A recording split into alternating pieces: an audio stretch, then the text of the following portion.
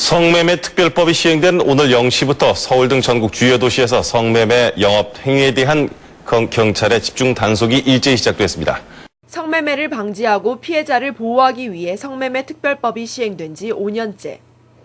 하지만 안마시술소, 노래방, 룸살롱 등 변종업소가 해마다 증가하고 있는 추세입니다. 또한 성매수범들의 연령대도 다양합니다. 특히 20, 30대가 많은 비중을 차지합니다. 이 중 20대는 올바른 성의식이 잡혀야 하는 시기이므로 그들을 주시할 필요가 있습니다. 제 친구의 한 80% 정도 이상은 거의 다 한 번씩은 이제 성매매 한 것 같고요. 군대 가기 전후로 이렇게 다들 많이 하는 것 같더라고요. 20대의 초반 정도. 좀 빠른 애들은 이제 보통 한 고등학교 때 이렇게 돈 주고 가는 것도 많이 봤고요. 예. 대학생을 대상으로 한 설문조사에 따르면 대학생 중 40%가 애정 없는 상대와의 성관계가 가능하다고 답했습니다. 그 어느 때보다 성개방 풍토가 확산되고 있는 것입니다. 좀 그런 것 같아요. 제 주변 친구들 봐도 원나잇을 쉽게 생각하는 사람들도 많고, 그런데 제일 걱정되는 거는 사람들이 성을 사고 파는 것을 쉽게 생각할까봐. 이처럼 성에 대한 인식이 개방되고 있는 요즘. 과연 성매매에 관해서도 개방적인지 20대 남성들의 대화를 들어보았습니다.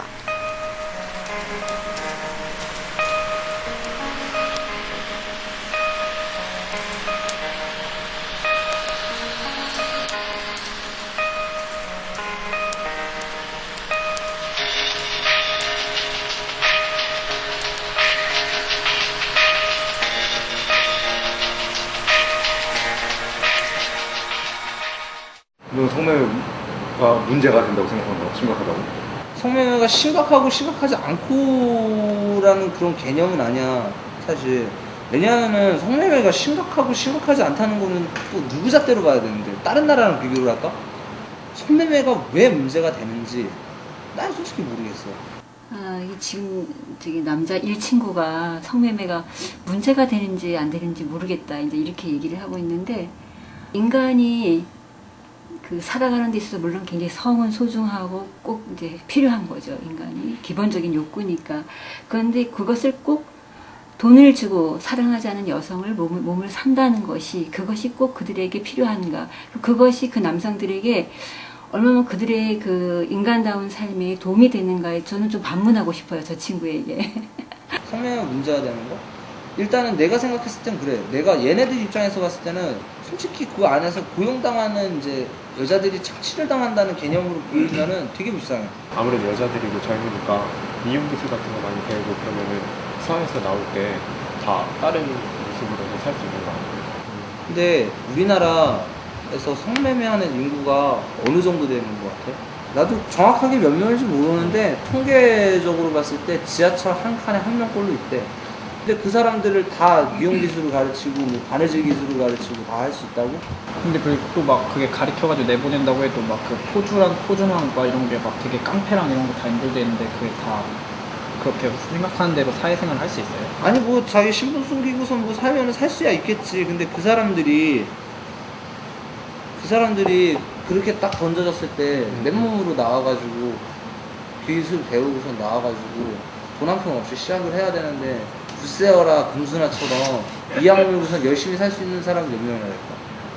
봐서 저 말 속에 아까 문제가 없다고 했지만 사실 문제가 있는 거잖아요. 그 여성들이 이미 그 성매매 현장에 있다라고 하는 것은 벌써 혐오가 일어나고 있는 어떤 곳에든지 다 여성들에 대한 어떤 착취라든지 그다음에 감금, 폭력 그런 것이 일어나기 때문에 그 한 여성의 삶을 굉장히 비인간적으로 만들고 굉장히 비참하게 만든다는 거죠. 그럼 너는 그 성매매 그런 거 단속하는 게 필요하다는 거 아니면 필요는 하지. 효과는 없다? 근데 효과는 없지. 왜냐하면은 새롭게 발생되는 게 아니고 옛날부터 있었던 거야, 그거는. 그러니까 인간이 제일 원초적으로 할 수 있는 거를 한 거야, 그냥. 그러니까 이게 차라리 막 이렇게 지금처럼 되게 음지화되어 있는 상태에서 그 단속해가지고 쳐내려고만 하면은 막 더 음지로 내려가고 그러면 이제 그 안에서 또 막 이제 이런 막 횡포나 이런 것들 되게 심해지잖아요. 본보기적인 차원에서 좋기는 하다 이거야. 근데 이거를 부정을 할 수는 없단 말이야. 그러니까 이 사람, 그러니까 국가적인 차원에서 장안동 본보기로 잡은 거야. 하나 부셔버린 거야. 장안동 초토화시켰지. 근데 왜 위아리 하다 말고 천호동에 아직도 있는 거 아니야. 천호동 하다 말고 용주골 하다 말고 장안동 하나 때려 부셨다고 성매매 끝났어. 성매매 특별기간 끝났어. 그리고서 조금 있다가 강남 단속한 날 반짝하더니, 근데 요새 또 강남 이렇게 회사 출퇴근하면 버스 타고 다니면 낮에도 휘황찬란해. 만약에 지금 이렇게 단속하고 이렇게 쳐내고 있잖아. 근데 그거를 만약에 네덜란드 같은 나라처럼 이제 그걸 합법화시킨다면 어떻게 될 것 같아?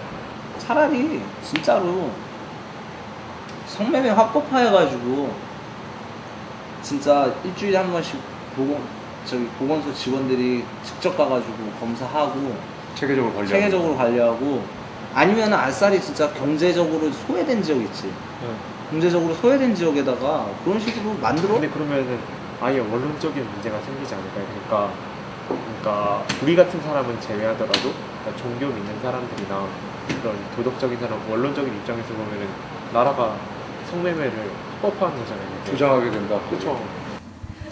이제 지금 저것도 굉장히 쟁점이 되고 있는 문제인데 합법화하는 것이 어떨까? 그 문화적 차이라는 것은 각자 성매매를 합법하고 있는 나라든 금지 국가인 우리든지 간에 규제 국가인 나라든 모든 국가가 자기 나라의 정서에 맞고 또 가장 바람직한 법을 선택하고 있다는 거예요. 우리나라는 굉장히 그 전쟁을 통해서 굉장히 그다음에 그 이전에 이미 정신대 문제도 있고 그 전쟁을 치르면서 굉장히 완전히 폐허가 된 나라에서 성매매를 통해서 돈을 벌어들였다고 해도 과언이 아니에요.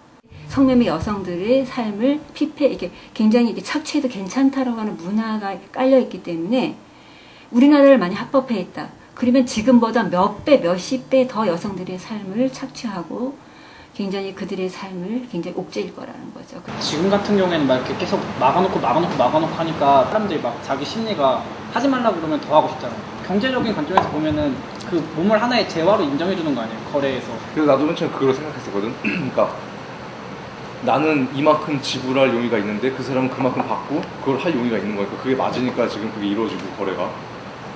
그래서 합법화해도 되지 않을까 했는데 그게 또 윤리적인 문제랑 또 연관되는 거니까. 성범죄자들은 20대 남성들이 많은 것 같아요. 학생도 많고 그다음에 이제 직장인도 많은데 그 남성들은 이제 자기의 성 정체성을 정립해 나가는 시기라고 보여집니다. 20대 초기와 그다음에 20대 그리고 많은 자기의 전 인생의 삶을 준비하는 시기인데 그 중요한 시기에 이렇게 자기의 성을 한 여성의 삶을 돈을 주고 삼으로 해서 자기의 성 정체성을 이렇게 왜곡시킨다면 그 남성의 삶이 과연 행복할까를 좀 생각해 줬으면 좋겠어요. 쉽게 해결되지 않는 성매매 문제. 모두가 다 함께 행복한 사회를 만드는 것에 중점을 두고 문제에 접근하는 것이 필요할 때입니다.